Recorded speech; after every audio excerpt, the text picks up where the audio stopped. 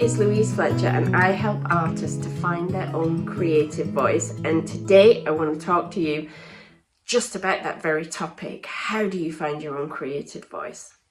I get asked a lot of questions and I'm always happy to do my best to help, but some of the questions are ones I can't help with. Questions like, how do I communicate my feelings in paint? Or how do I capture light in a landscape?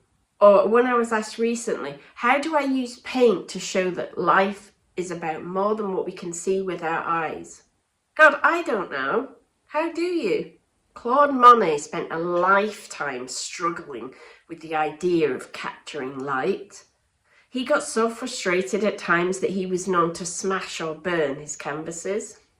Even towards the end of his life, he still felt he hadn't got it. Think about Jackson Pollock, who revolutionized contemporary art by literally flinging himself and his emotions onto canvases. Or think about Picasso and Braque, who completely shifted the way we think about the way we see by developing and expanding on the idea of cubism. These were people who had a question. How do I do something, which they then worked in their art to answer? And this is really, I suppose, what it means to be an artist. It's the only definition I've ever come up with. We set ourselves questions and problems and then we go and try and solve them. If we ask someone else for the answer, well, A, it's pointless because they don't have it. And B, what if they did? What if they said, oh, well, all you do is put some yellow here, a bit of blue there, mix that up. Oh, okay. What now? What are you going to do now? The whole point of an artist is to find the answers. And then when you've found an answer, to share it with us if you want to. Now, we are not given these challenges by anyone else. So Monet wasn't told by a supervisor, Monet, go spend the next 6 months trying to find out how to capture light. Jackson Pollock wasn't called into the manager's office and asked to find another way of representing feelings. Can you imagine? Jackson, have you been drinking again? No, each one of these men pursued their own fascinations and found their own answers. And yes, I am aware that I chose men. Just happened that way. Sadly, those people were the ones who had access to making a successful career in art at that time. Not true anymore. Good for us.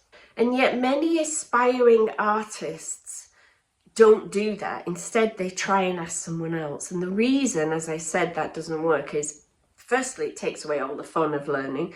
But secondly, how can I answer that question for you or any other artist? Because we're busy answering our own questions. We haven't asked your question, so we haven't discovered the answer. So we know literally as much as you do. So there is no point in asking me, how do I do that? I might be able to give you strategies I use, like I use a journal, I paint loosely without thinking at first. If it's a portrait painter, might be able to tell you a good way of setting up a grid so you can get the proportions of the face accurate, but that's not going to answer your fundamental questions about what you want to express. That you have to do yourself. And I suppose why we think this way is, in every other walk of life, you can ask somebody. Somebody's already learned how to change a fuse. Somebody's already worked out a great recipe for pasta. Somebody already knows the best way to train for a marathon. So usually we go and ask people. But in art, all that would do, even if I could give you a formula, it would just imprint me on top of your art, because it's my life experience, my interests, the things I care about. I'm going to teach you, and then you're going to make that, and it's not going to feel like you still. So there's nothing wrong with asking a question like, how do I abstract the landscape? But just don't ask it to me, ask yourself. Ask yourself and then get to work finding out the answer. Once you realize that that's the way it works, you can have so much fun. You can make lots and lots of crappy art that no one sees while you figure out what doesn't work. And every now and then you will stumble upon something that does. And piece by piece, you'll have all these exciting days when things occur to you and you say, oh, I got it. I know how I can do that. and some of those things will become part of your style and the way you work. So it's an exciting journey that you're about to embark on, and you are the best guide for the journey. So don't ask me, I have no idea, but ask yourself. If you enjoyed this video, hit subscribe and also hit the bell so that you get notified when I post a new video. I'm sharing regularly and I am always happy to see you. If you have any questions, drop them in the comments below. I check them regularly and I'm happy to make videos to answer those questions, as long as they are not, how do I do something, which only you can answer. See you soon. Bye.